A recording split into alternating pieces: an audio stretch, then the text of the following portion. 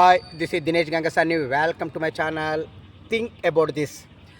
జమ్మూ కాశ్మీర్లోని అనంతనాగ్ జిల్లా పహల్గావ్లో జరిగినటువంటి ఉగ్ర దాడిలో మొత్తంగా 2 విదేశీయులతో సహా 28 మంది మరణించడంపై దేశవ్యాప్తంగా నిరసనలు వ్యక్తమవుతున్నాయి. ఏది ఏమైనా యావత్ దేశము ఈ ఉగ్రదాడిని ఖండిస్తుందండి. నేను కూడా ఈ ఉగ్రవాదులు ఏదైతే ఈ దుశ్చర్యకు దిగారో దీన్ని నా ఛానల్ త్రూ నా వ్యక్తిగతంగా కూడా నేను ఈ దాడిని ఖండిస్తున్నాను. ఏది ఏమైనా ఈ దాడి చేసినటువంటి ఉగ్రవాదులపైన కఠినమైన చర్యలు తీసుకోవాలని నేను కేంద్ర ప్రభుత్వాన్ని కోరుతున్నాను. అంతేకాకుండా ఈ ఉగ్రదాడిలో ప్రభుత్వ వైఫల్యం ఎంతవరకు ఉందనేది కూడా దర్యాప్తు జరిపించాల్సినటువంటి అవసరము ఎంతైనా ఉంది.